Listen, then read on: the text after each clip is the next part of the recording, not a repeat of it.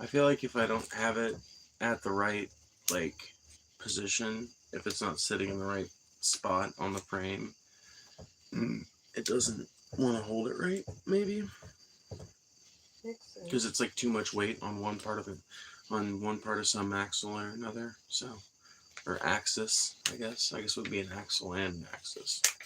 Wait, is it fly? Yes. Oh, Yes.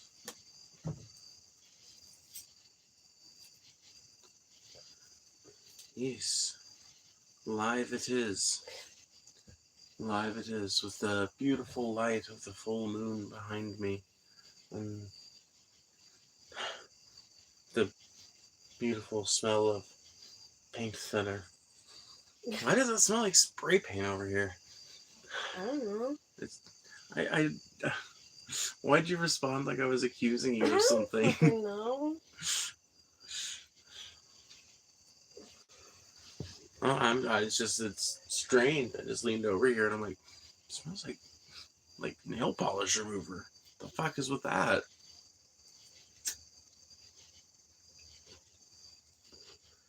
I think these little fucking gas station joints smell a little bit like nail polish remover was what it is. Or maybe their packaging. I don't know. Who knows? You're crazy. Probably. Are you saying I'm hallucinating smells? You wouldn't be surprised.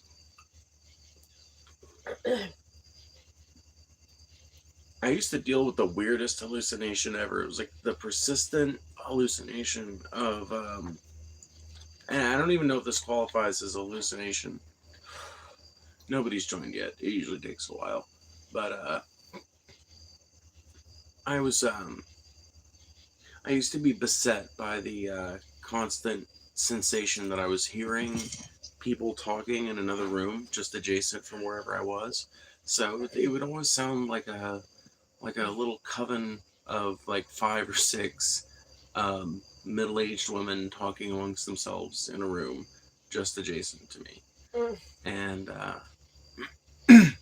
once I started listening to stuff to help me go to sleep, that kind of went away. I didn't really experience it much anymore. It's part of the reason why I still listen to stuff to go to sleep now, because you know you can't hear the weird non-existent ladies if you're you know listening to the sounds of frogs. Or it's, ow. Frogs, beetles, nematodes, all the crazy little critters. Unfortunately, all of our summer noisemakers have pretty much already died off with I the can't coming of wait to hear autumn. frogs again. That'll be this spring. It'll be coming up whenever the new frogs hatch and the mating season starts back up. You'll hear spring peepers. Around here, you honestly start to hear the first front edges of them in usually like February, like the last week of February, depending on how warm it is. I remember about a week or two after it thawed out, you remember after that really big snow we had, And they started coming. The yep, we frogs started started hearing moving. the frogs, we started hearing all the little night creatures, right? So around here they come out pretty quickly because the climate goes through some pretty severe extremes, but it normalizes very quickly. It goes through periods of extremes and then will end up going back to something that's pretty livable usually. This part of the South is by far the most livable part if you compare it to some places like closer to the Delta or closer to the coastline. That's where it really sucks, dude. The climate on the coast of Mississippi and Louisiana is it defies explanation. Honestly, it's like people will tell you the air is so thick you can cut it with a knife, and that doesn't even seem to cut it for down there. It's like if you are used to anything like a normal level of humidity, and you go down to that area of the Gulf and you get accustomed in your hotel room. God forbid you go when it's actually a nice day and it's kind of semi not so super humid. It's actually kind of dry because then you're going to come out in the middle of the night when it's warmed up and the the humidity from the water is blown in, and your glasses are gonna fog up, and you're gonna feel like you're gonna choke because the humidity is like 100%. It's pretty fucking, it's pretty fucking miserable down there. But then again, the only time I experienced that, I was there in July, so I don't know that I'm necessarily the best Yeah. source for that, you know? Because I was there in like the hottest month of the year, you know? So, what do I know?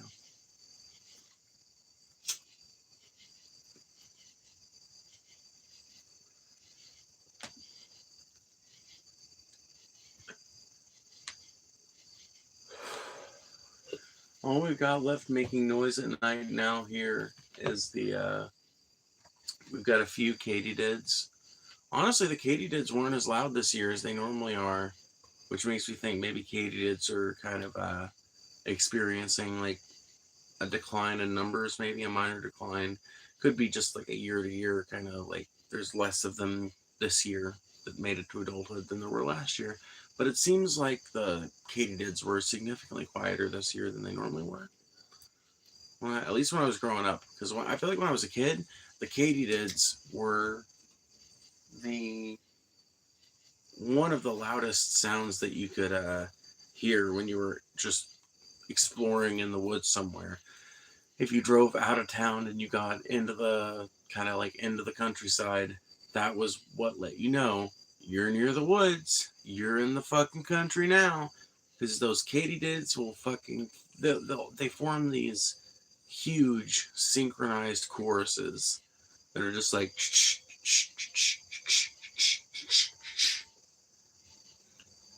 and they used to be super loud out here, but this year they were mid. Kind of a shame. Of course, I am fucking terrified of katydids, so I'm glad that they weren't like stuffing our fucking gills. You know what I mean? But still, it'd be nice to hear them.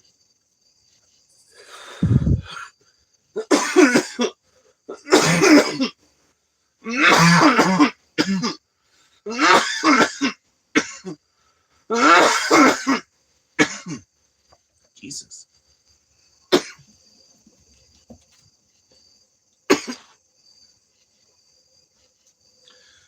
Dude, I love watching dogs and cats play with each other. Can I capture this? I don't know if you'll be able to tell any of the action that's happening actually, but theoretically some action could happen between that dog and our cat. I don't think it's gonna though. I don't think we're gonna see any dog on cat action. I think we're gonna be uh, not so lucky in that regard.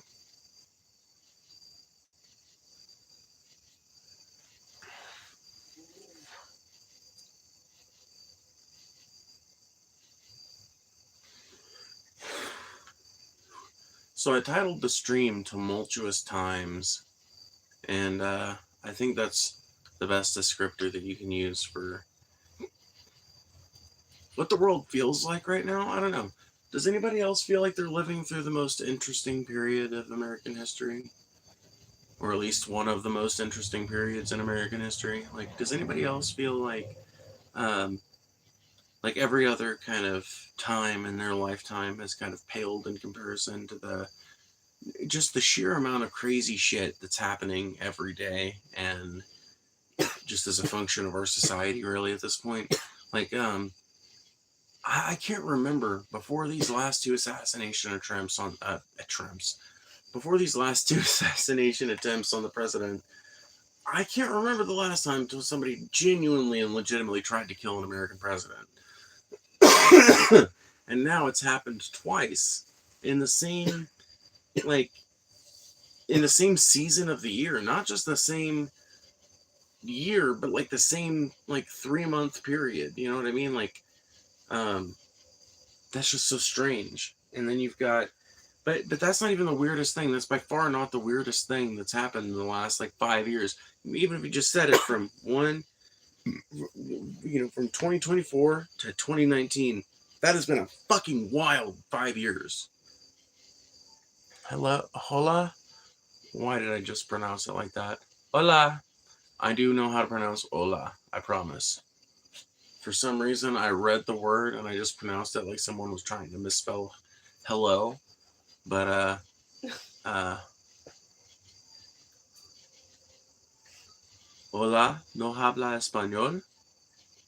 Um, I don't know how to say I only speak English in Spanish, which is sad. I've honestly been thinking about learning Spanish though, because I've got a ton of Spanish speaking customers. I won't assign to them a nation. I don't know what place they're from, but I've got a ton of Spanish speaking customers, and some of them only speak English, kind of so so. And I would really love to be able to communicate with those folks in their native language because I think we would get a lot less frustrated at each other.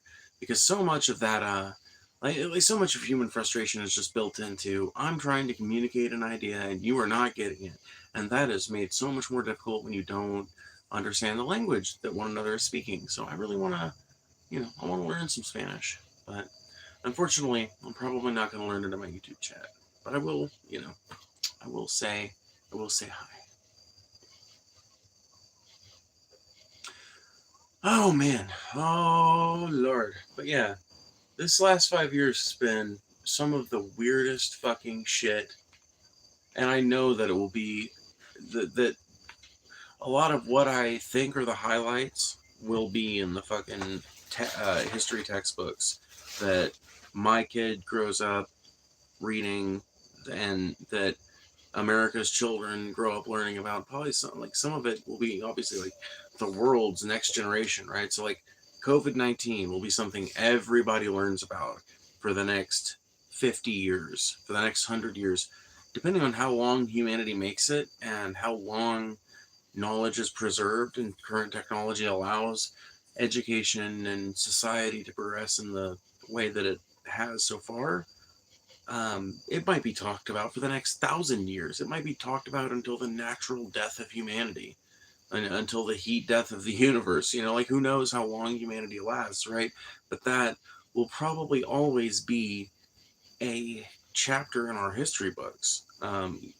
You know, it'll probably become increasingly more removed and increasingly more cryptic, and just like the pyramids. When the pyramids were first built, I'm sure the documents that described them and the news articles or whatever was similar to that back then, I'm sure they described them really well, and I'm sure they offered a really cool kind of perspective and a really thorough perspective. And then the ones that the Romans wrote about the pyramids were a little bit less historical and a little bit less detailed, right?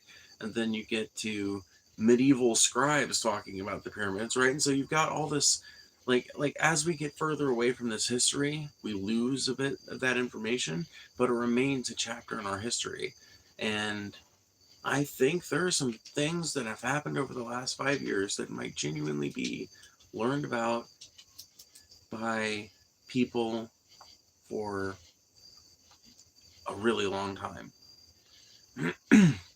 COVID-19, the fucking assassination attempts, the war in Ukraine, the war that is well, you can't really call it a war, the genocide in Gaza, um, all of this shit is going to be, it's all world changing shit. And while we may have gotten tired of like hearing about it, and so it's not covered as widely in the media anymore, all of this shit is actively changing history and all actively altering the course that history would have taken. How about it?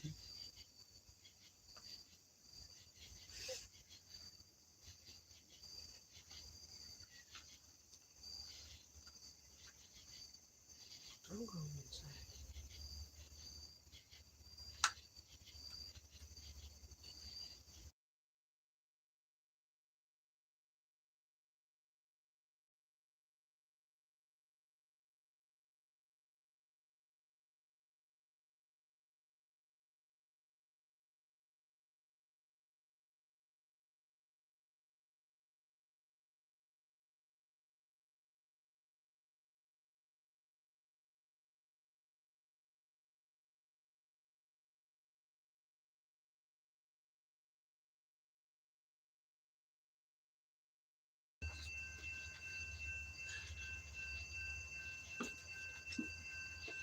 I don't even know why I bothered unmuting because there's a train coming and I'm about to have to mute up again.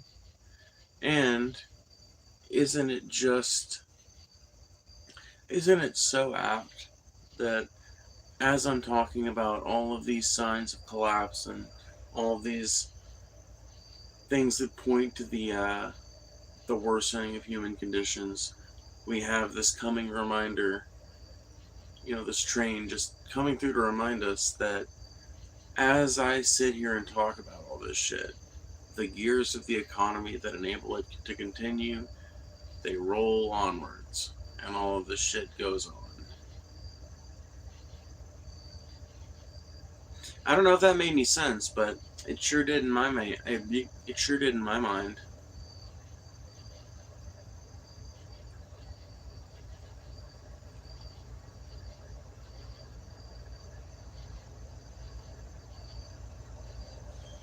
I'm so I'm so worried that this train is gonna honk. I'm gonna have to mute it, but I'm worried it's gonna blow you guys' eardrums out before I get a chance to mute it. I mean, it's not gonna feel particularly great in my ears either, but I'm honestly more worried about you guys because people listen to these types of people listen to this type of shit on like headphones all the time. So I'm sorry, y'all. It's the bad part about living right next to a train, dude. Is that sometimes they side out next to you, and you've got no option other than sitting there and listening to it, letting it happen. Oh well, that's fine. Embrace it. It's fun. You know what? It's nice background noise. I don't know. I don't think at this volume level that it's going to be blowing anybody's eardrums out. I don't think at the current volume level that it's going to be bothersome. So I'm not super worried about it. What has happened?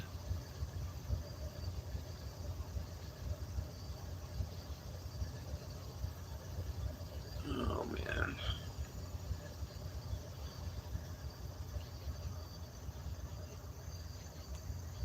Hmm. Oh boy, y'all. Okay. Okay. Fuck.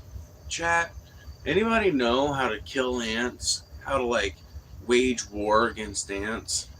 Because we so we try our fucking level-headed best to avoid chemicals on our farm and on the homestead in general, but I can't have ants like eating up every fucking food that I buy and chewing holes into fucking food to get to it and just bringing about the general sort of disgustingness that ants bring about. And ants are starting to fucking occupy every square inch of this fucking uh, literally every square inch of this land is starting to feel like it's being invaded by ants. So does anyone know how to control ants?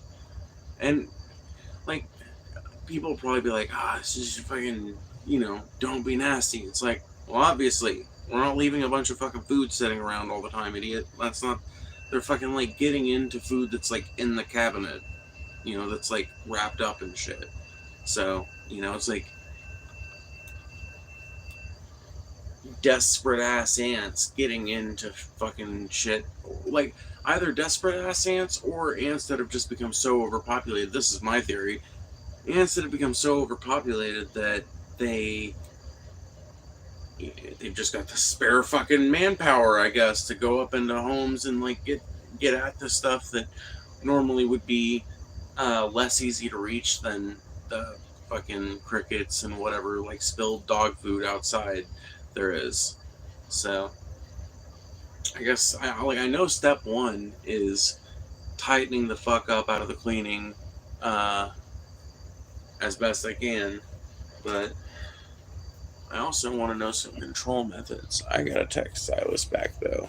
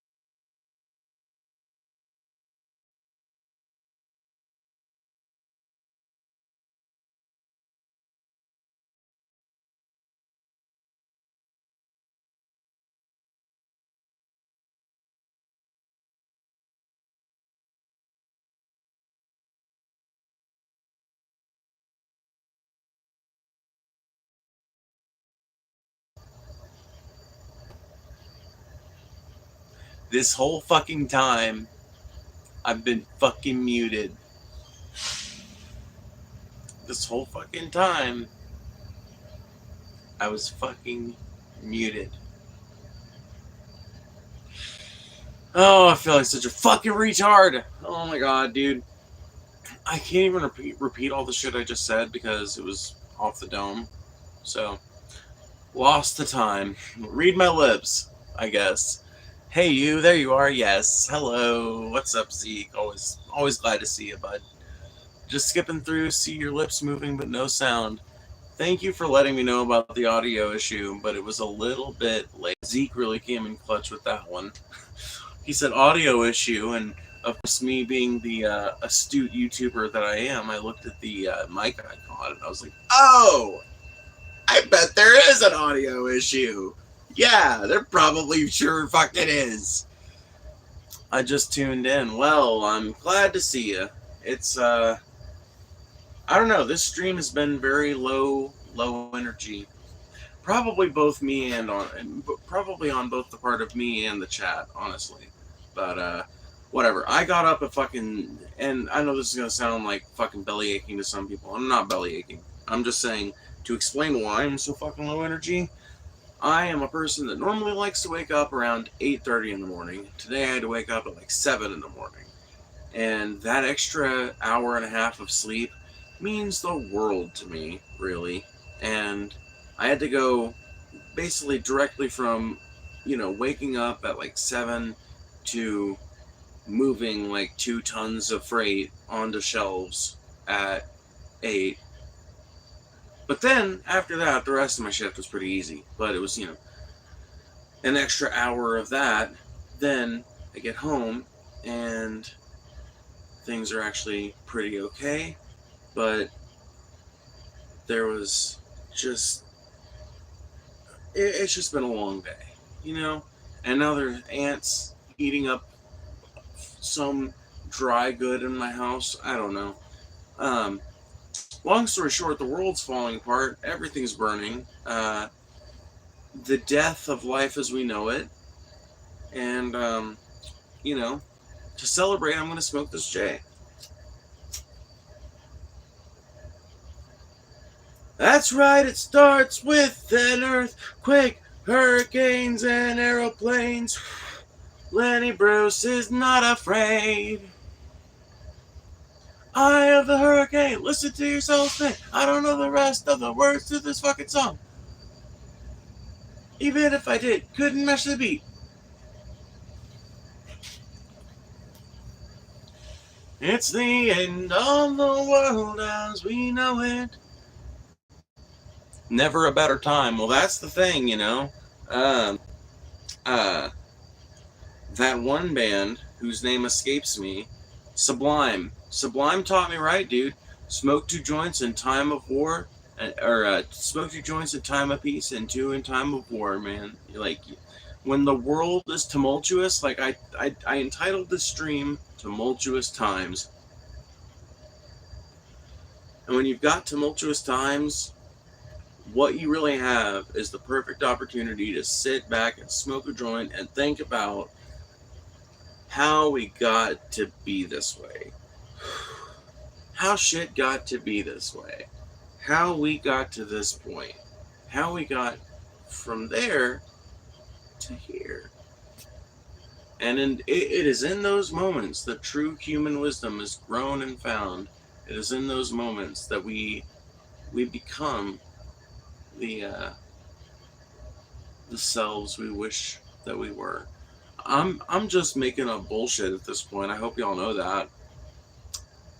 That kind of like started to fall apart the more I talked about it. So I just kind of let it drift directly into Kamala Harris bullshit territory. And you know, oh well.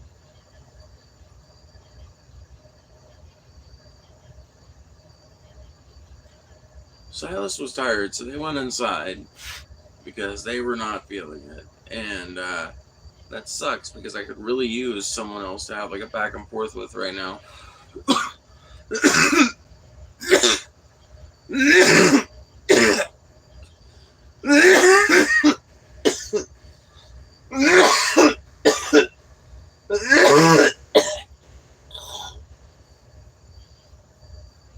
Jesus, I'm gonna die. I'm gonna die right here in this little office trailer. I don't feel like my shirt looks right. It's got a very specific way it has to look, but it doesn't want to stay that way on my shoulders all the time. Reveals you to yourself. Yeah, that's a better way of saying what I was trying to say without all the weird pretense that I think I was bringing to it. Um, that's the great thing about weed, right? Not that's just one of the great things about it, in my opinion. It's kind of like a dual great thing, right? Because weed can be none of the things that I'm about to say. It can just be a fun thing that people do to get high and laugh and listen to trap music or whatever. But it can also be a really profound experience that brings you closer to yourself, closer to your social group, closer to your pets, closer to your farm animals. It brings you closer to everything around you because of the sort of emotional effects that weed tends to elicit. So it it to me it has like almost spiritual weight, almost spiritual connotations. But I also kind of love the fact that for other people it's just kind of a party drug. They do it whenever there are parties and whenever it's being passed around, but they don't buy any themselves really. They don't, unless they're going to a party or something, and they're not really, they don't really think of it that way. But to me, it's almost like a sacrament. It just goes to show you how differently people think about different things.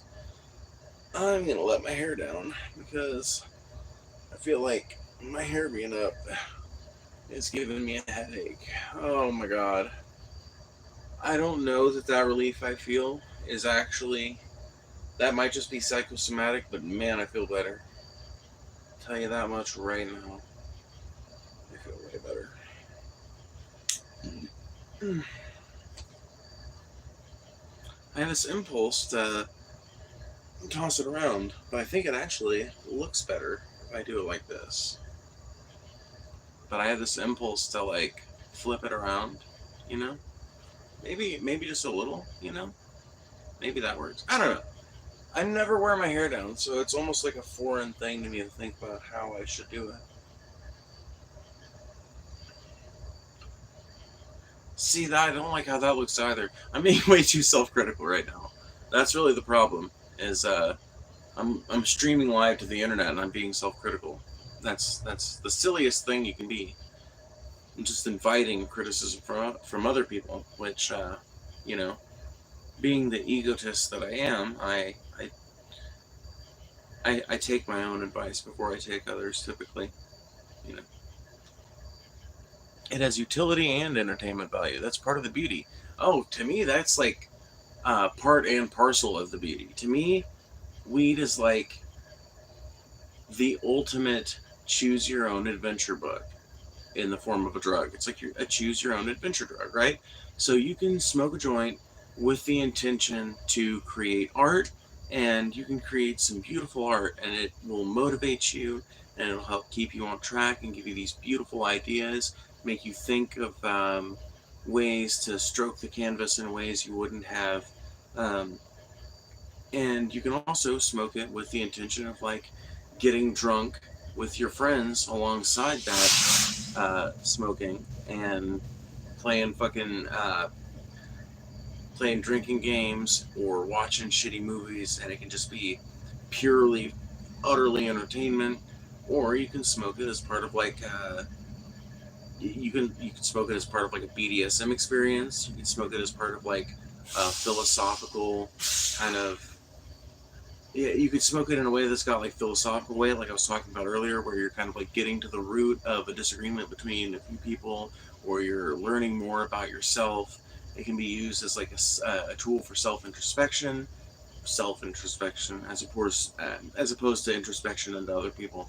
It can be used for a tool of like social exploration as well as internal exploration, and all of those things are what make weed so beautiful to me, because it's got all of these different utilities and all of these different atmospheres and contexts in which it's appropriate. Ha, perfect analogy.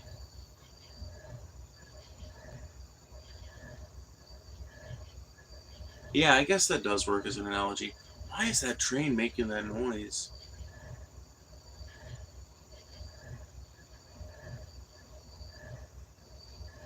What the fuck, bro? I have never heard a train make that noise before.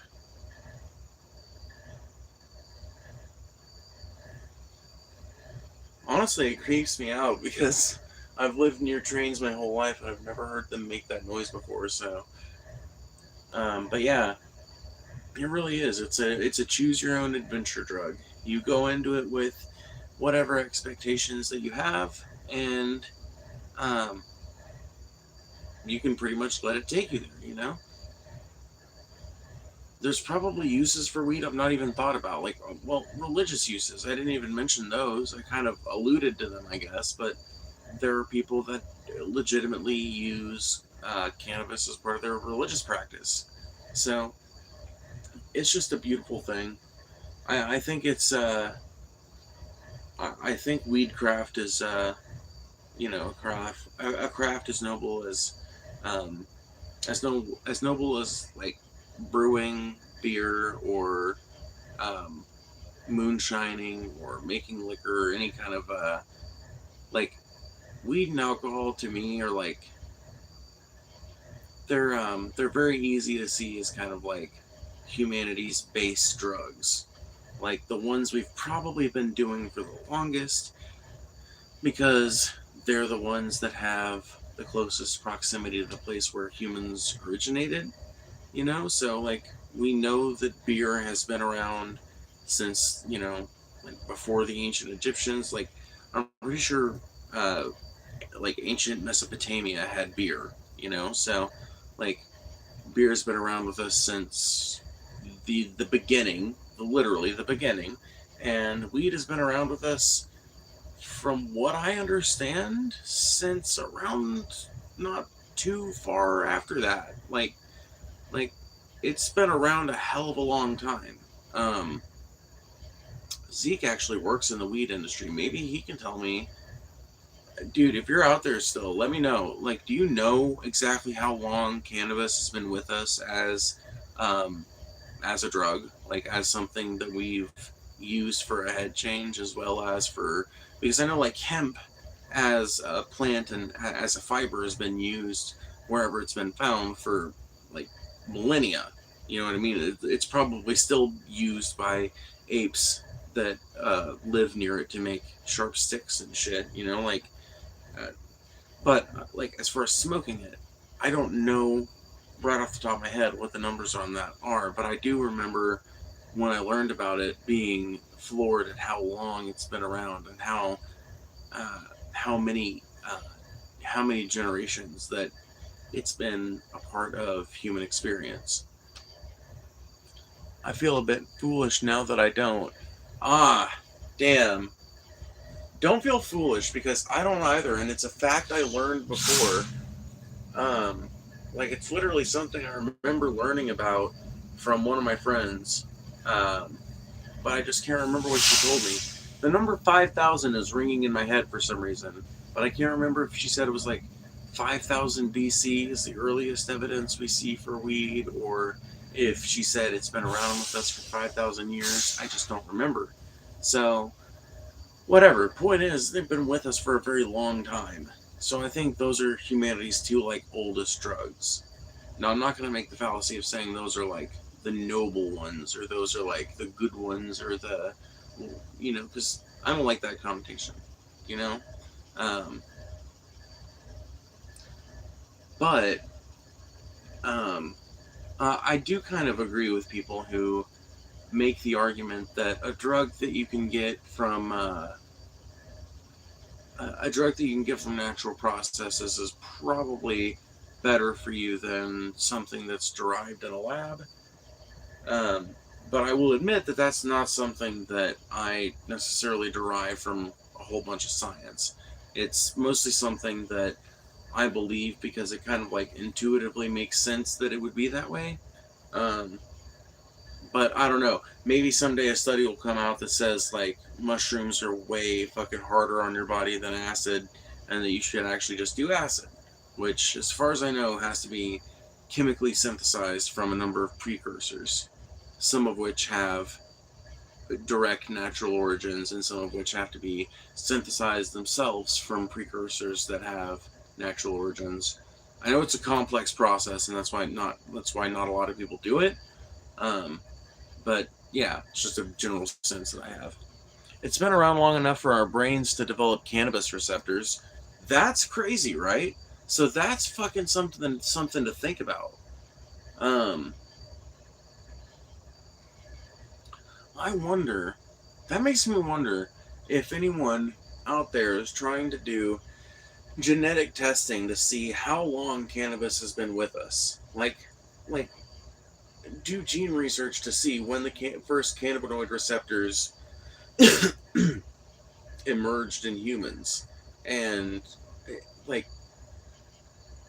when they became predominant in the population.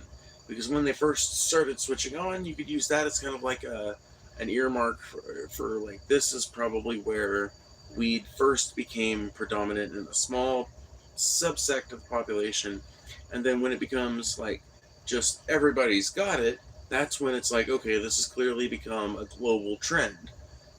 Like, I hope somebody's doing that research, because I know like this just sounds like stoner science, whatever, dude. But I genuinely think that it's a shame that humanity's history with drugs is not better studied. Not just because I'm a person who enjoys the effects of some of the things our society's termed drugs, but also because we've got a serious problem in this country. I won't speak for anybody else's country, but I'm an American, and we've got a serious problem in this country of opioid overdoses and opioid problems in general. We've got what's being called an opioid crisis.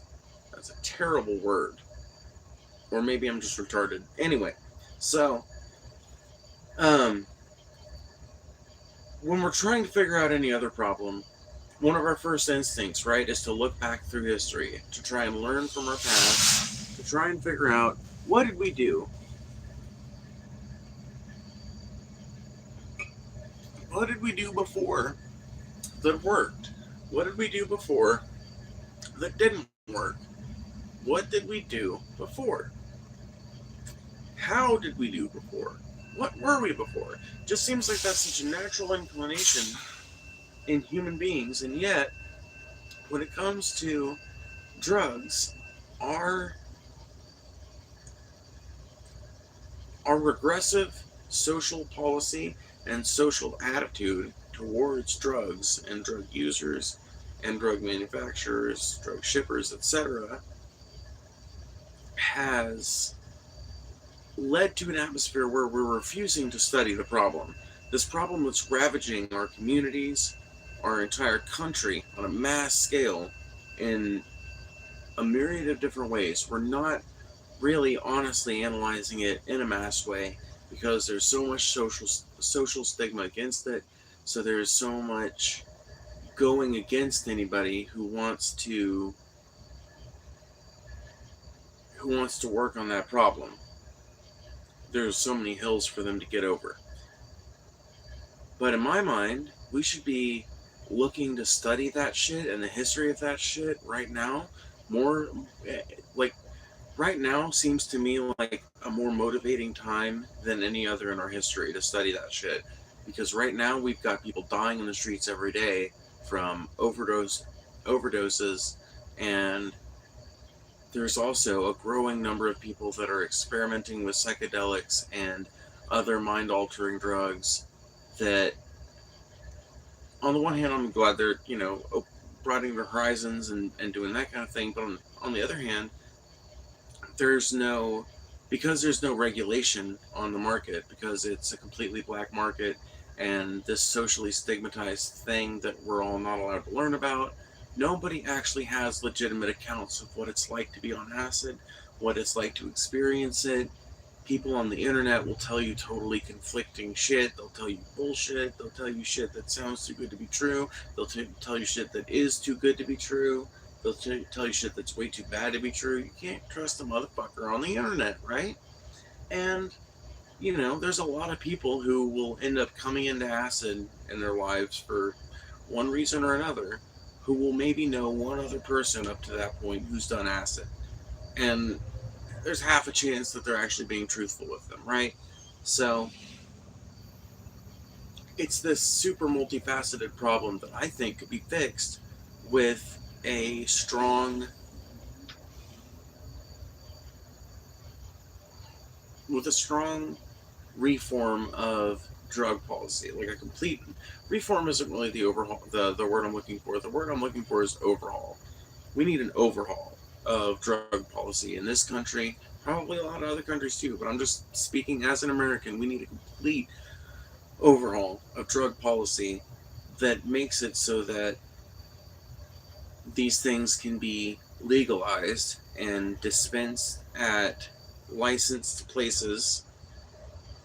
Maybe it's dispensaries, maybe it's pharmacies, but they can be dispensed, they can be made cleanly, guarantees can be made that they'll be made cleanly.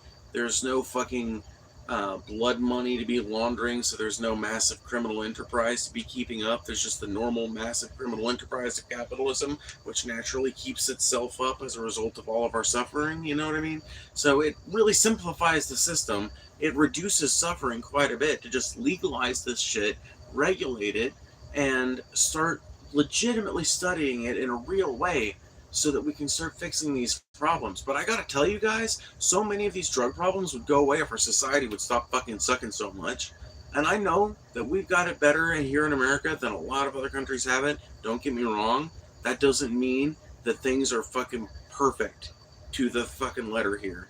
There's so much that needs to be addressed that people completely gloss over when they want to get on to someone on the left for calling out the issues of America. But when it comes to talking about how leftist governors have ruined their state or how leftist mayors have ruined a given city, suddenly, then at that point, I lost my train of thought. Damn, that sucks because that was a fucking passionate ass rant. But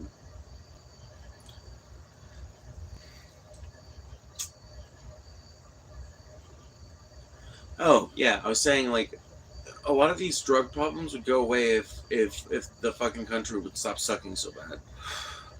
Like people wouldn't be driven people wouldn't be driven mad by boredom to the point where they're fucking around with drugs just out of fun if there was shit for kids to do that was way more interesting than sitting around smoking with their buddies and playing fucking Xbox. Because yeah, that can be a way that's one of the ways a very innocuous habit like weed can get started. But that's also how like 5 of the fucking meth heads that I knew growing up got hooked on meth. You know what I mean? Like it, it's just not it's not difficult to see how making America a boring place to be a kid, making America a boring place to be an adult, making America a place where your only value is if you're contributing to the growth of the economy has led to an America where people are fucking just desperate to do drugs because they're desperate to feel anything besides the crushing weight of their own drudgery.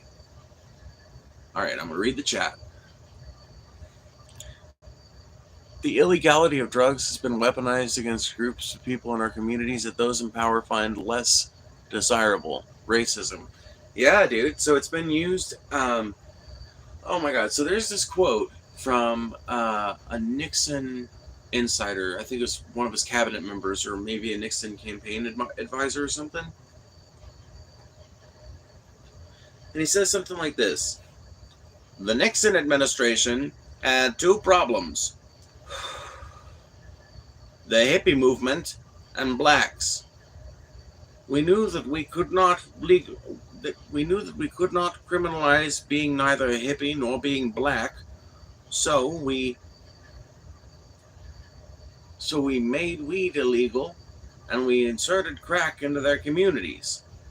And he goes on to detail basically how, um, and once again I'm paraphrasing, but he goes on to detail basically how the Nixon administration would demonize them in the media. They could weaponize they could basically use this war on drugs to fight um, the black community and the hippie community, which was actually like um, the anti-war community, basically, because the Nixon administration was, was still prosecuting the war in Vietnam, if I remember correctly, and um,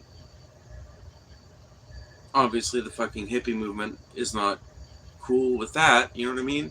So they've got this problem of this huge protest movement that's opposing them at every level, um, and this other kind of like burgeoning underground kind of movement of black solidarity and um, like black power. You know what I mean?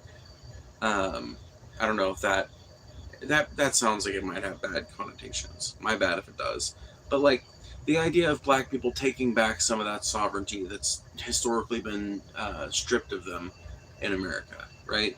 Um, and the Nixon administration used the war on drugs to fight against those groups of people. So that's the entire what you just mentioned, Zeke, is the entire reason why the war on drugs even began. The entire reason why it began was for that reason. If I remember correctly, one of the reasons why marijuana originally became illegal, it was the Marijuana Tax Act of 1934, I think, or 1937. It's one of those two, I'm pretty sure. And if I remember correctly, it was kind of an offshoot of the temperance movement that demonized the drug and really was just kind of using it to be a bastion of anti black and anti Mexican racism. And they they used the Spanish word for the cannabis plant in all of their propaganda and all of their um, you know requests for legislation or whatever, as a way to associate it with the Mexican community. And that's how we first lost legal weed, and then it it got even worse under the war on drugs, and now we're still recovering from that process. I will say I do genuinely think that the the rescheduling of weed is a good step. It's something that needed to happen. It's something that um, is hopefully going to lead to more action being done on it. I also think it's emblematic of a changing attitude in America. And I was actually talking to someone at I was talking to somebody at a tobacco shop today, and they were talking about the the farm bill. Um, some of its legislation regarding weed is basically like getting another look sometime later this year. And I don't know if she meant like it's getting another look here in Mississippi or if they're doing something on the federal level. I didn't get the idea in that high a level of degree of detail. But um, I know that I was watching Onion Nuggets earlier, and man, I'm stuttering a lot tonight. I'm sorry, y'all. I have a little bit of a headache. Um, but I was watching Onion Nuggets earlier, and they they were talking about how Trump is apparently trying to he's apparently trying to step to the left of Kamala, whatever. I don't know how to pronounce her name. The video didn't help because it was too obnoxious. Anyway, Trump is now trying to go to the left of Kamala when it comes to the weed issue, which I predicted, not publicly, but I remember talking about it probably about a year ago to different people and talking about how, like, if Trump really wants to win this election next year, one of the easiest things he could do is switch his position on weed, come out publicly for legal full rec. That could win over so many fucking people. So many Republicans that before were like, would suddenly be like, hell yeah! Because weed used to be a thing that was kind of reserved to all like alternative people and like unsavory types. And there was like a smaller contingent of people who were kind of like normal people but smoked weed. But they used to be kind of a novelty, right? Now, normal people who smoke weed are kind of like the norm, and us fucking weirdos who smoke pot are kind of like, you know, we're the odd ducks again, right? So, um, with that in mind, a lot of people are swayed by that issue, and I could see a lot of people who are kind of like already leaning towards him, totally jumping on board the Trump train because he's switching his position on weed. And enough of those people do that, and that's a Trump victory. Now, whether he actually does anything on it is another story. Um, I guess it depends on how much you think Trump is a puppet, because if he's a puppet, it's up to whoever is controlling him. If he's a complete and total puppet, but if he's only like half a puppet, if he's only like 2/3 of a puppet, you know what I mean? Then there's a good chance he just does it, right? Because weed legalization at this point would be pretty fucking easy. Like most people, I was talking to somebody in a tobacco shop about it today, and I told her, I was like, I haven't talked to somebody who genuinely thought weed should be illegal all the way around in like 5 years. It's been so long that I've actually heard any kind of argument against it. So long. Maybe not 5 years. It's been at least 3 years since I've heard somebody make an argument against weed legalization. It's just not a fucking. Like, you'll notice that it was fucking completely absent from both of the conventions. You know what I mean? As far as I know, cannabis advocacy was completely absent, and that's because I think I think the parties have kind of been like hammering out. Um, they've kind of been figuring out the fact that the people all seem to universally agree on weed, so you really don't want to use that as a wedge, because that could get them that could be too overt. You don't want to get them wise to the plan. So I think the fact that Trump is coming out and trying to use this as a wedge is a sign that, number one, I think it's a sign that a fucking party switch is, like, I think it's happening. I think we're watching it happen. Um, Number two, I think he's trying to um, itch. Fuck, I forgot what I was going to say. I hate it when that happens. My head hurts very much. Hence, reefer madness. Yeah, exactly. Yeah, turnout would reach new heights. Yeah, 100%. Like, people are passionate about weed shit, dude. There's a bunch of people who, and I'm one of them, dude. I'll just admit it. For me, the weed issue is about more than weed. For me, the weed issue is about the fact that for 50 years now, people who are no different from me in any way outside of their skin tone have been pulled over and fucked with unfairly under the fucking pretext of that law, when they never had a fucking bit of weed on them, but because of laws like the the prohibition of cannabis, because of that system, thousands of fucking millions of people in this country have been sent through the fucking prison system, either because they actually dealt with some kind of fucking weed dealing shit, or because they got caught with their personal supply taken home or something, or just because they got caught fucking smoking a joint and happened to be brown when they did it. Because that's the thing that got me when I was working at a prison, dude. I was able to look up what different people were in there for, right? And so whenever somebody would tell me that they were in there for like a big drug bust or something or a big drug offense, one thing I started to notice is that pretty much all of the ones who had long sentences and were um, not expecting to get paroled anytime before that, pretty much all of them were black. Pretty much all of the people who were at our prison to get basically cycled through to a medium security facility somewhere else in the state for a fucking 6 month, or well, that wouldn't be a 6 month sentence, but like a year and 6 month sentence, 2 years, something like that.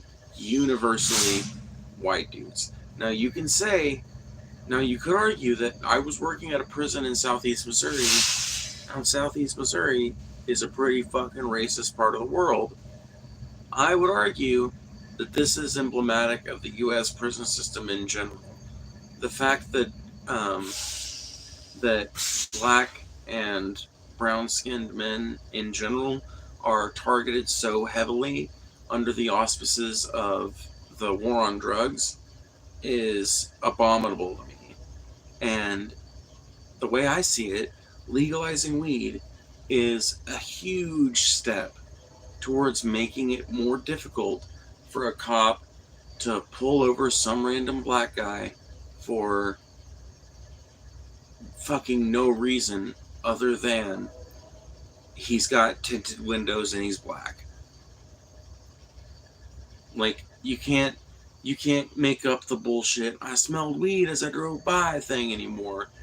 And he's not gonna make a fuck up when he's driving, so just keep on driving. To me, that's important shit. You worked at a prison. What was that like?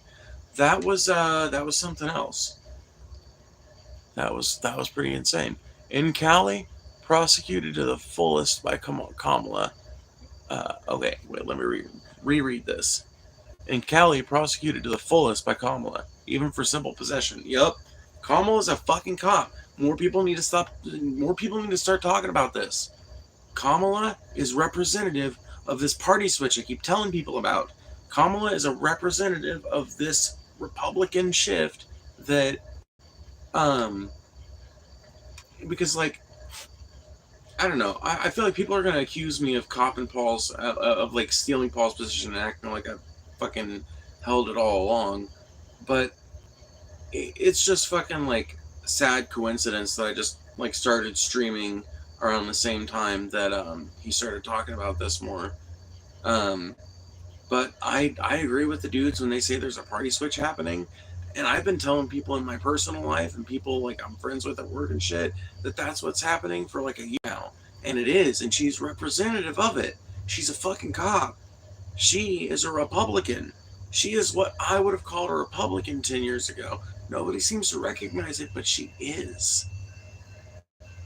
The train horn's probably about to blow, so I'm probably about to have to cover my ears and mute you guys. And then I will answer what it was like to work at a prison.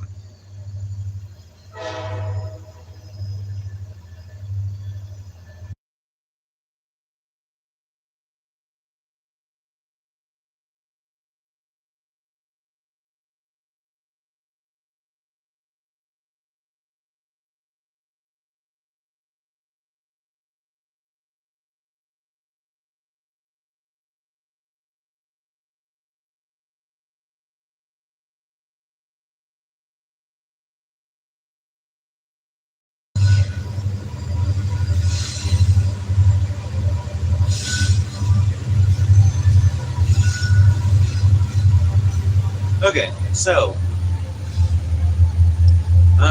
you asked two questions and they're related, so I'll answer them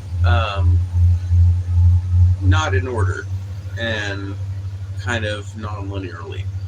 But here we go. So my role at the prison was Correctional Officer 1. So you can look that up. It's I would have just been called an officer in prison terms. I was the so there's a distinction when you work in a prison or when you're talking about how prisons function between square staff and custodial staff. So square staff are cooks, um, janitors, aides, or like overseer types. You know what I mean? That like technical overseers um, that aren't custodial in nature, but that are there to make sure that the machines are being ran properly, or whatever the case may be. People like that, administrative staff, square staff, right? Um, and then you've got um, custodial staff, and that is all of the that those are all of the people that have handcuffs and pepper spray. At some prisons, they might have tasers. At some, they might even have guns. But at the one I worked at, we were only issued pepper spray to carry on our person regularly. Um, Yard officers uh, got a taser. They actually got a pretty fucking crazy taser, honestly. Um, they also got a big old vapor deploying. Like, I don't even know how to describe it, but it's like it looked like an implement of war, is the best way to put it. But it was a device designed to deploy OC vapor um, to disperse a crowd if you had to do something like that to break up a riot on the yard. I never worked as a yard officer. Um, I worked most of my time as a tower officer for a um, for an administrative segregation housing unit, an ADSEG unit. Um, what that means is that um, inside of every prison there is a tiny little prison, and that might sound redundant, and really it kind of is, but it's for a reason. It's because, well, the idea that lies at the core of prisons is the idea that you can simultaneously punish and rehabilitate a person into being a better person when they get out. And part of that, like I said, is punishment, right? Now, I'm not saying I agree with any of this or that it's right or ethical, but this is the thought pattern behind it. This is like, the philosophy behind it, right? So, part of it's punishment. Part of it is you're being deprived from your freedoms. You're being given certain freedoms, though. You're being given um, more freedoms than the people in ADSEG. And the people in ADSEG are the people in the worst that prison has to offer.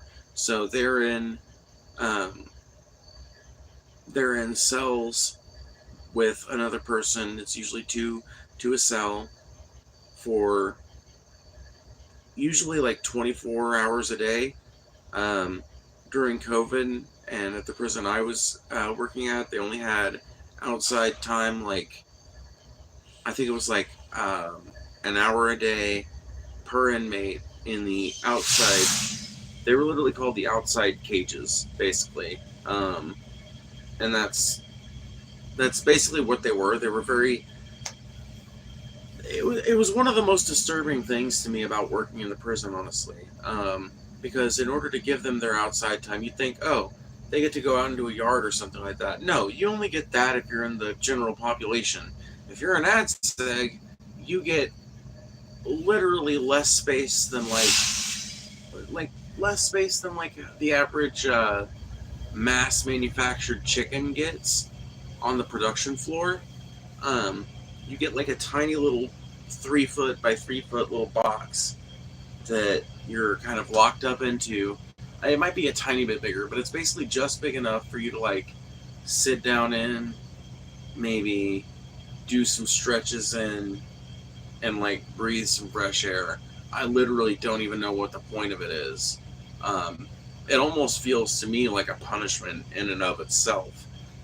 But that's how it was done, and I usually wasn't involved in any of that kind of shit because, like I said, I was a tower officer. So my main job was to um, sit in the central area of this housing unit and monitor all the movements and control all the movements. So, as let's say one of the wing officers, right? So we're talking about an X-wing housing unit. We're talking about a housing unit that looks like this, right? In the middle of it, that diamond, you've got a little pentagon kind of shaped room that houses. Actually, I guess it's more of like an octagon shape. No, hexagon. Yeah, it's a hexagon. You got like this little hexagon with a little hallway, right, that connects to the outside that lets you in and out. That's the only way in and out of it. You've got a couple of pass throughs so that you can get handcuffs out to your officers and get them returned to you. Um, I feel like the train is about to move. That sounds like. Yeah.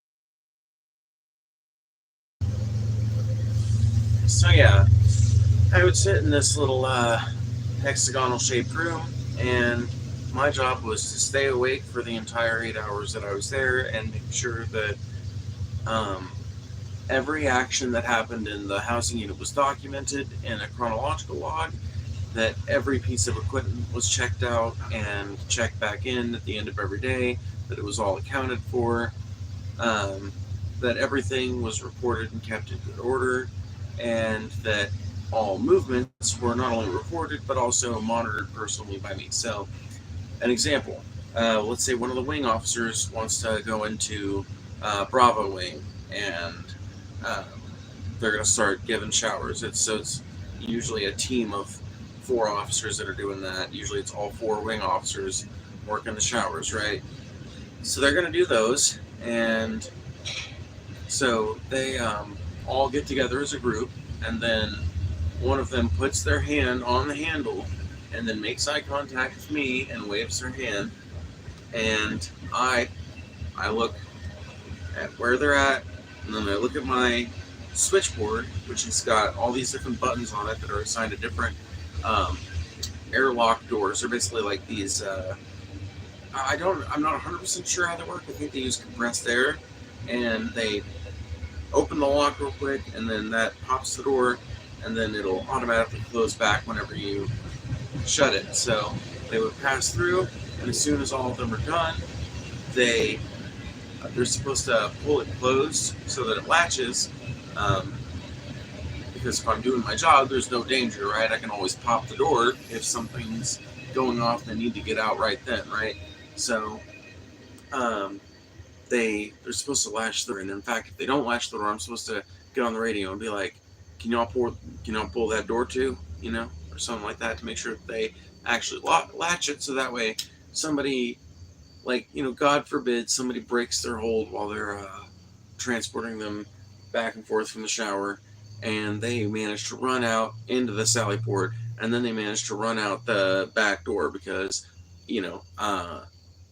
like, let's just say I was being sloppy one night and I just let the sergeant in the sally port, and the dudes who were doing showers didn't close the door from Bravo into the sally port, and the fucking inmate breaks their hold, gets through the fucking door into the sally port, and then gets through the sally port out into the fucking yard. That ain't acceptable. You can't have that, right? So it was my job to monitor and oversee all that shit. The problem with that is I got to monitor and oversee all that shit, and I'm a soft-hearted fuck that doesn't believe in prisons. So I was really like not in my environment. You know what I mean? I was like constantly surrounded by shit that was proving the philosophy I'd been building up over the last 5 years before that. It was proving it all true before my eyes. and I was making good money, but I eventually just couldn't stomach it anymore, and I quit and haven't looked back at the career since. Was it a violent prison, like above normal? California prisons are insane. Death rates are staggering. It wasn't California dangerous, but it wasn't as mundane. It wasn't as like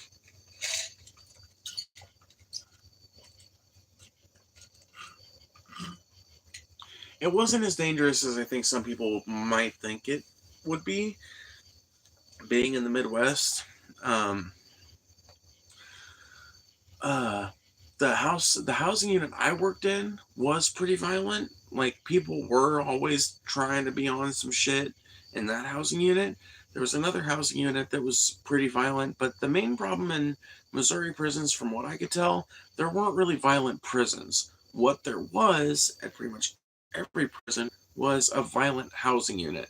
And I think I never got confirmation for this from anybody with any sort of power or any sort of knowledge for sure. But I have this theory that that's kind of on purpose. I think Missouri purposefully files its most violent, tending inmates into the same housing units, to prevent like as little damage from like I don't know how to put this in a way that doesn't make it sound like incredibly cruel, but I also don't know why I'm trying to dress it up. I think I have this theory that that they purposefully put them together in these housing units so that they kind of balance each other out. Because violent people, when they're around each other, will get into this kind of like routine sort of violent behavior that never really seems to extend very far outside of that environment. Now, occasionally it does, which is why nobody ever wanted to work in those housing units. But for the most part, it stays within that group of violent people because they've got this built-in sort of impetus to be fighting people within that group, not outside of it. That is fascinating. Thanks for sharing that, Phoebe. Well, thank you. Um, you're welcome. And I like talking about it because it was a very transformative experience in my life. It made me like completely reconsider everything that I thought about up to that point. Um, and it made me really passionate about prison reform. You have a heart, Phoebe. Yes, I try to. I try my level headed best because I don't know, just from a very young age, I've always had this like, that could be me kind of thing. Which, yeah, I know, I get it. Empathy. Yeah, everybody has it, right? But I don't think everybody does, you know? I'm not saying I've got something special, but I've got an overactive sense of empathy. And it's not something I can ever turn off. And it doesn't matter how bad somebody is, there comes a point where I just don't feel good about it. Like, honestly, I'm the type of person that can never feel good about somebody getting beaten or somebody getting um, tortured or humiliated in some awful way. It doesn't matter what they've done. It just, um, I don't know. This like you'd have to be like Jeffrey Dahmer to not get my empathy to kick in when something like that happens to you. Now that doesn't mean I don't occasionally have Schadenfreude for different. Um, I don't think I pronounced that right. That doesn't mean I don't occasionally have Schadenfreude towards certain things that happen to people. Like I like the instant karmic type of shit, but I don't know. I don't exactly thrive on human misery. And seeing it all around me is pretty hard to absorb. Sounds like it would have been very hard. I couldn't do it. Well, I couldn't do it for long. I stayed there for about 6 months and then I got the fuck out because it became too much. And I started to see the thing that really did it to me, I think, was starting to see how people changed if they became good at the job, how they became heartless, how they became so fixated on money, how they became so fixated on everything that they were doing outside of work to escape the shit that they had to deal with at work, and how many aspects of their behavior that they had to modulate to fit in this crowd or the other. I just hated it. I fucking hated it. I detest those that think inmates should be subjected to rape and violence. Dude, me too. I I legitimately think some Americans in this fucking country think that prison should be basically like worse than a medieval dungeon. It should be a place where you go to literally be tortured to death. I think a lot of Americans legitimately believe that prison should be where it should be like just this side of an oubliette, you know? And anything short of that is treating them like pansy little pussies. And to me, that is fucking heinous. To me, that is fucking utterly heinous. Like, people will joke about inmate rape, and every time somebody does, I cringe so hard. Because all I can think is, like, it does not happen the way people think it happens, dude. It doesn't work the way people think it works. And people act like PTSD doesn't happen just because you've done a few bad things. Like, that's the fucked up thing about humanity is that you could be a rapist, right? And then get raped and have PTSD so bad that you go off on somebody and have some violent fucking meltdown where you beat them to death with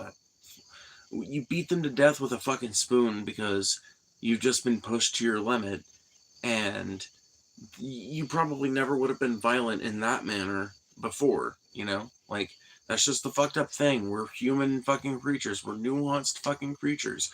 Rape is not a joke, even when it's happening to a fucking rapist, even when it's happening to a fucking, you know, an inmate. It's not acceptable. It's just not okay. It's like not a big deal.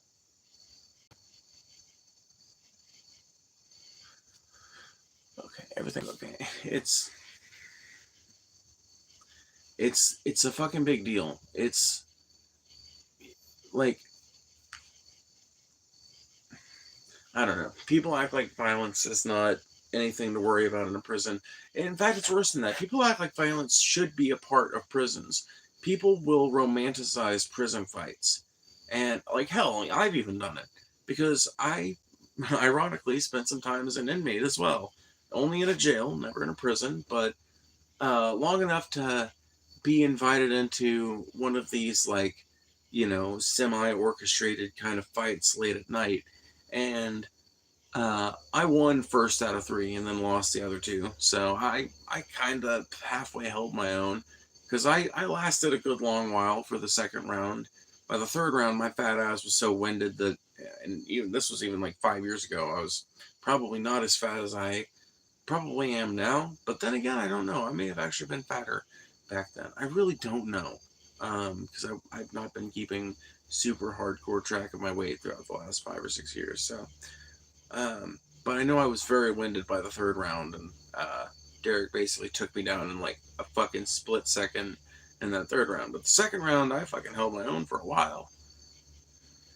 Um, but I've romanticized that shit. Maybe I even did just then, and it's really nothing to romanticize. It's not a cool thing. It's not a good thing that happened to me. It's not a good thing that happens to anybody, especially when it's not the least bit ordained or consensual. Like, it's one thing to be like, yeah, I'll fight you for the fucking lols. Why not? You know what I mean? Like, we're both agreeing to just have like uh,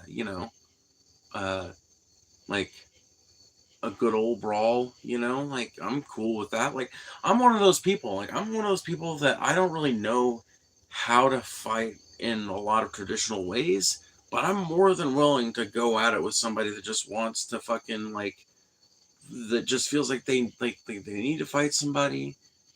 It's something I used to do for my friends. They'd be like so pissed off at somebody. I'd be like, you know what, dude? You honestly want to get this energy out? Let's just fight. Fuck it. Like, I'm cool with it. Let's fucking you know, let's fucking uh let's go. And you can work some of that energy out, and maybe Maybe I'll figure out some new ways to kick ass. And, usually I'd end up with my ass on the fucking ground. But a few times I'd get the upper hand. It was fucking fun shit. And, so, I don't know. It's just fun to think about. Good old times. That's awful. Yeah. Wait, which part was awful?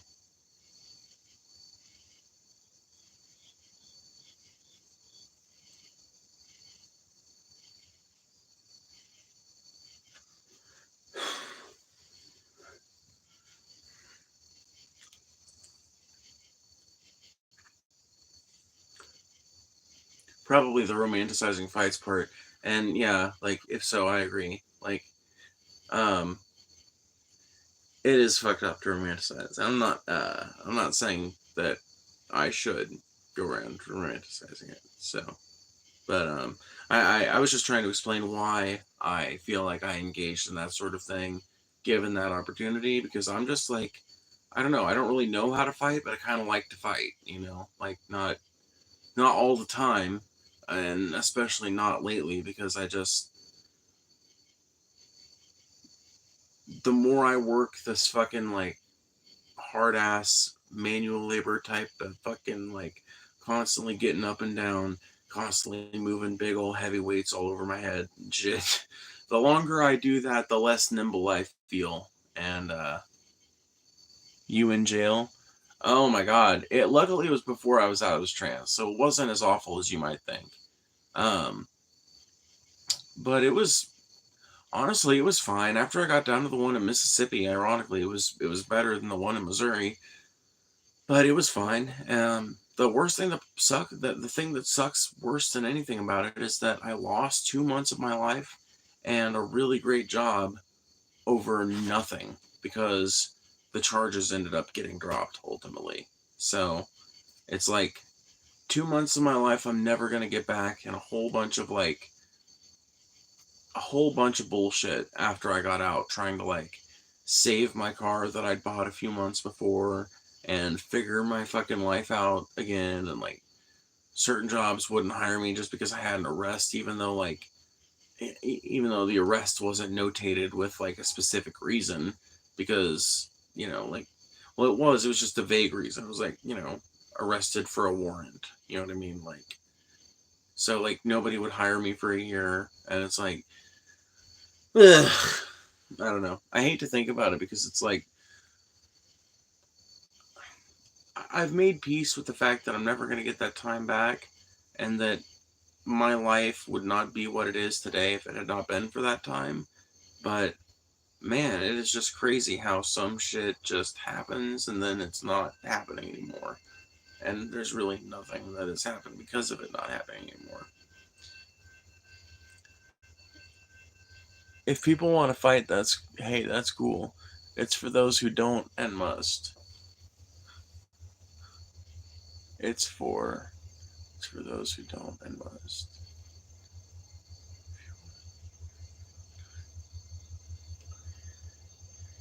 Am I too high to understand what Zeke Mode's saying?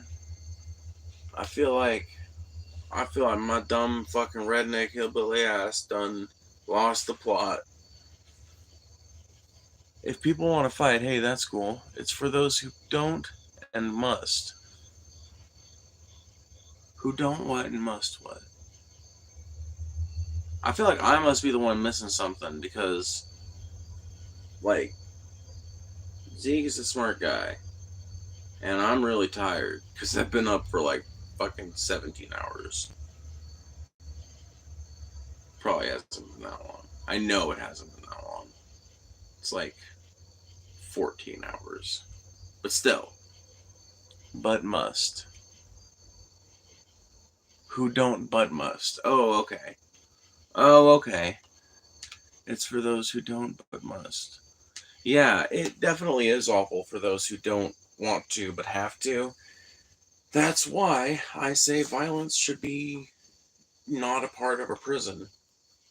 Maybe this is another one of those things where structure instead of prohibition would be the answer. Because right now, technically, fighting is already not allowed on a prison yard. It's not allowed in a prison. But what if it was? What if, hear me out, right? What if you started introducing mixed martial arts training, like, so different types of martial arts training? What if you started offering that for prisons, or for inmates with certain offenses, or who don't have certain offenses in their record? So, obviously you're not going to teach somebody with domestic violence in their record fucking Brazilian jiu-jitsu. You're not going to teach somebody with you're not going to charge somebody who's been locked up for aggravated assault with, you're not going to teach them like taekwondo. But somebody who's in there for like tax fraud, why can't they learn a little fucking karate? You know what I mean? Somebody that's in there for like for extended non-payment of fines or something, why can't they learn a little fucking BJJ? You know what I mean? Somebody who's in there for like simple possession or fucking weed dealing or something, let them learn a fucking mixed martial art. You know what I mean? And hell, maybe create a program where some of these other dudes can do it if they maintain a certain level of good behavior for a certain number of weeks. You know what I mean? Like, because I bet this would go a long way towards getting out some of that aggression if people felt like they could, if people felt like they could actually sanction fights. You know what I mean?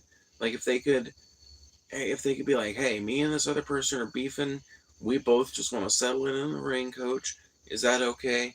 Can you sanction that for us, and we'll do it upright, and let them do it? You know what I mean? I don't know, it might be a way to channel some of that aggression, but I think that might be one of those ideas that only works if you're reforming the rest of the prison system too. You know what I mean? Like, maybe that's one of those things that would be worked into a new prison system that takes advantage of all of these old buildings, but refits them to be places that are human. Because the inside of a prison is one of the most stark, awful places you'll ever see. It's truly a nightmarish environment. It's all concrete and metal, gray, brown, more gray, more brown, tinge of white, tinge of silver, tinge of chrome, bunch of rust, a little more brown, a little more gray. Prisons are just, they're environments that are meant to make you uncomfortable and be utilitarian, and it shows.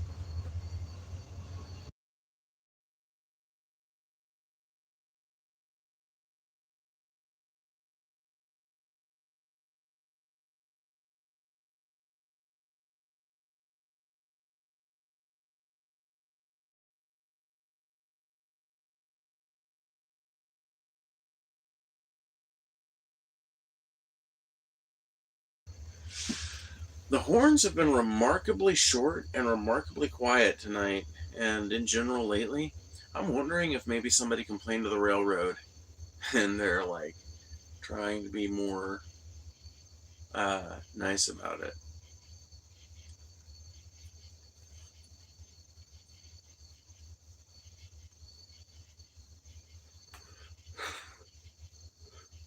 That thing went by super silently, other than its engine noise. So I'm thinking that might have just been an engine running on its own. It's kind of crazy to think about. You don't usually see them running like that, like running from one end of the train to the other, but they'll do it for.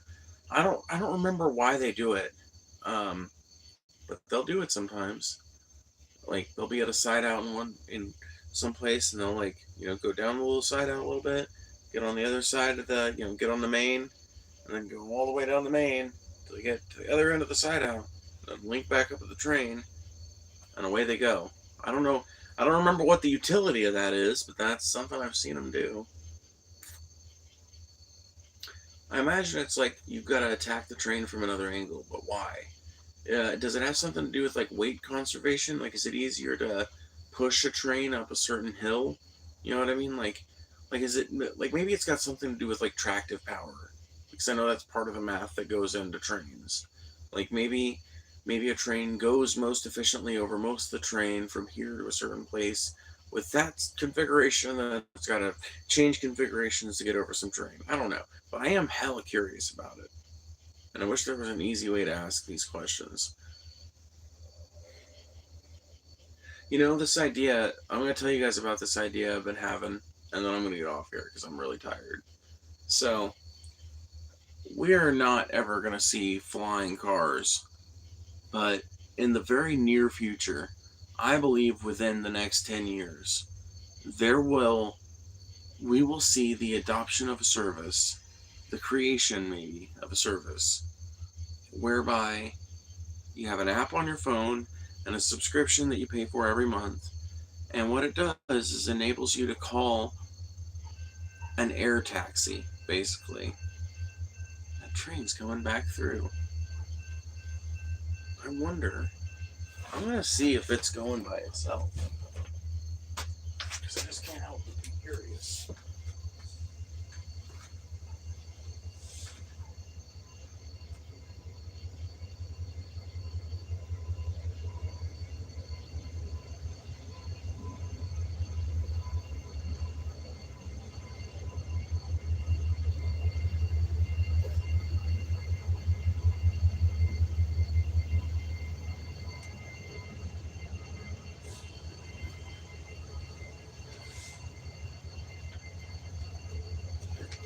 Sure enough, two engines running by themselves.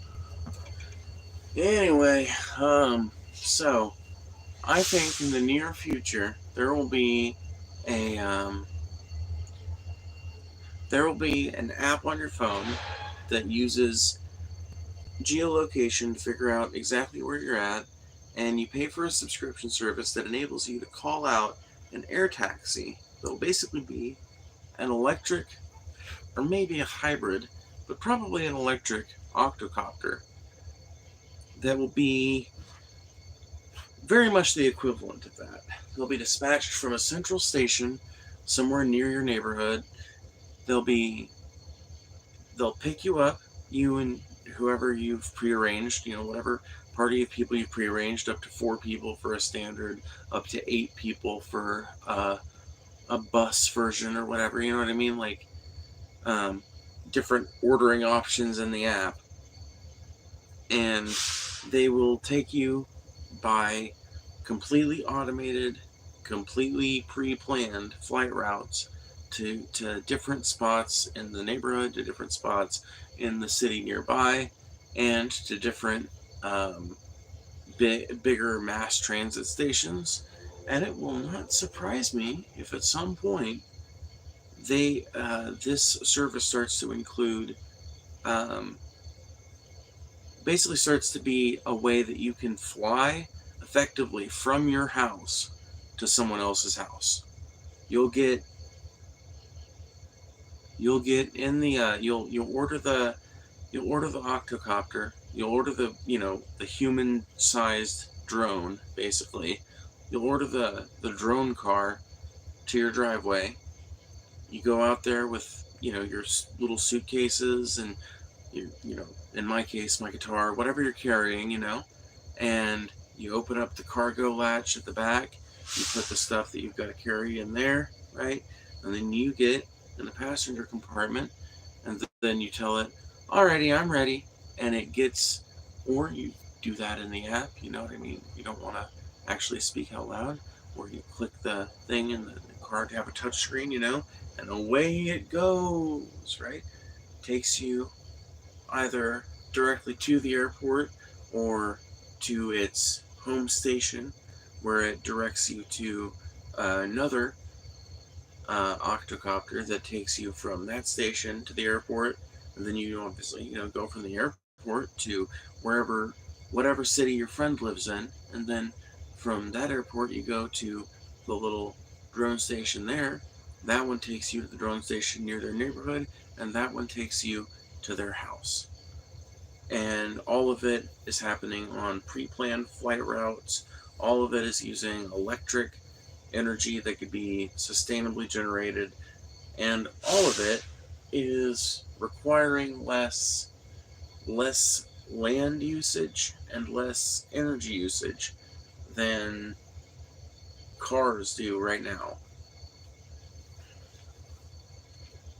And I would think it would even be more efficient than taxis because there's a lot of like time and like taxi driving that's just spent like driving to and fro destinations, you know what I mean? Where this more centralized kind of idea,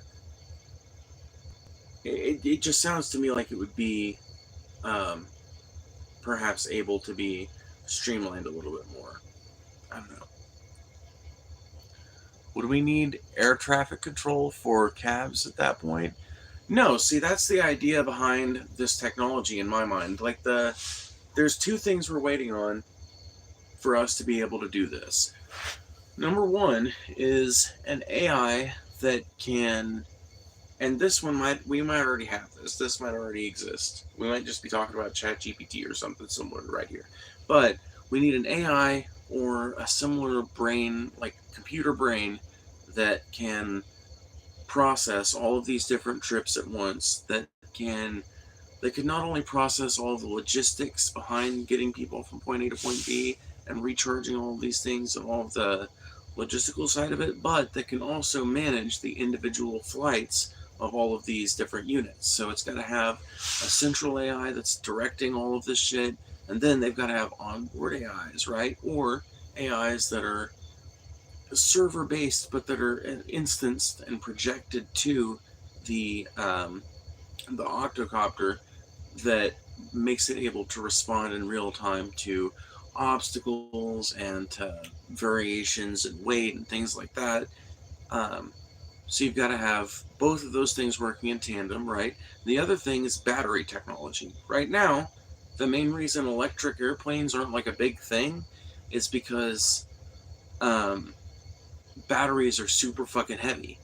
Batteries are um, so I I've heard it put in a much more scientific way before, but I don't remember exactly how they put it. Um, but basically,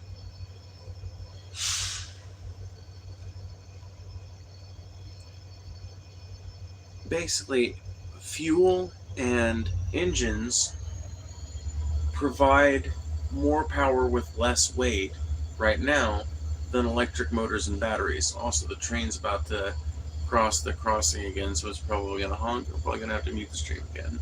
Yay.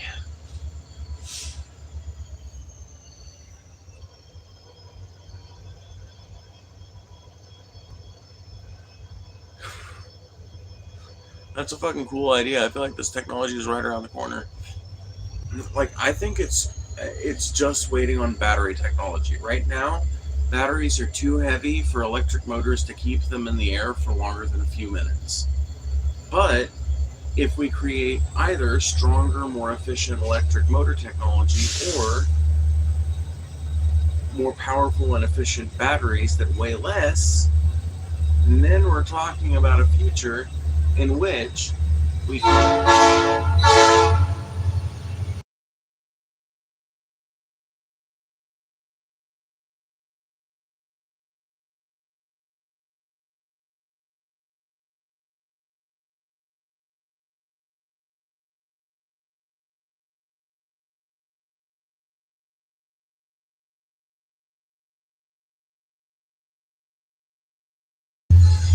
Anyway, if we can get over that central technological hurdle, then we'll be looking at a society where we can actually have this idea that I'm talking about, where we've got flying cabs basically, flying buses, flying cabs.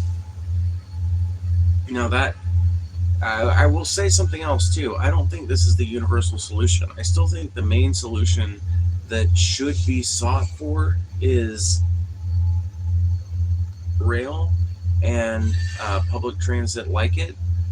I don't necessarily think flight has proven itself to be a super efficient method of getting human beings around, but I do think that this air taxi idea is going to be really successful and really popular in established neighborhoods that aren't made with a mind towards, uh, public infrastructure and public transit, um, which is going to be most neighborhoods getting built right now, right? So it's also going to be great for rural areas where you can just, there's a bunch of people living in this tiny little community that's 10 miles away from the main city, um, and the octocopter can get them back and forth from there really easily. But it would eliminate the need for all of those people to have cars. Instead, they could use somebody in the family could use the fucking side by side to take them down to the drone station, and then they just take a drone into town, just like a cab, and you know there you go. And you don't have to build any new rails. You don't have to build any new infrastructure other than just buying a little plot of land out there and running electrical infrastructure to it and gearing it up for the program. That's all you have to do to it. It'd have to be somewhere with an internet connection. That's basically it. And you could connect so many places that right now there's really no feasible way to have public transit out at those places. But this is a way that you could have public transit at those places. And you could diffuse the cost over a huge membership network. Or if you did what my crazy ass thinks we should do and nationalize the fucking transportation service, you could diffuse it over the entire tax base. Wouldn't that be magical? Anyway, I'm going to go in because I've been doing this for long enough and I've been up today for long enough.